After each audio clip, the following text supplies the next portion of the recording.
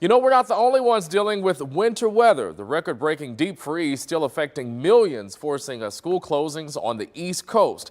And many parts of the nation bracing for a bit more misery before a reprieve. ABC's Ariel Rishev is in New York with the latest.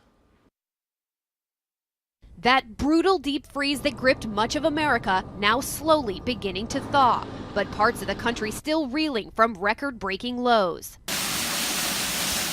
The frigid weather causing a frozen pipe to burst at New York's JFK Airport. Inches of water gushing from the ceiling and covering the floor. More than 100 flights canceled and some diverted. It is like the Hunger Games over here. That issue compounding problems plaguing one of the nation's largest airports after a turbulent weekend. Planes waiting for hours on the tarmac, mounds of luggage piling up. The bottom line is that the overall performance in terms of getting passengers to gates, getting them unloaded in a timely fashion, was completely unacceptable.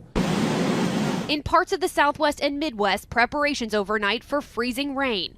Fears of icy driving conditions already closing schools from Atlanta and the Carolinas to New Jersey. Lake Michigan and Chicago, a sea of slush. Further north, New Hampshire's Mount Washington was the second coldest place on Earth this weekend at -90. And it's not just the cold weather affecting people across the country. From Los Angeles to San Francisco, heavy rains expected in the next 24 hours, bringing an end to a drought and possible flash flooding. And we're not out of the woods just yet here in New York. Places from the south all the way up the East Coast could experience an icy mix, including snow and sleet throughout the day before a warm-up tomorrow. Ariel Rishev, ABC News, New York.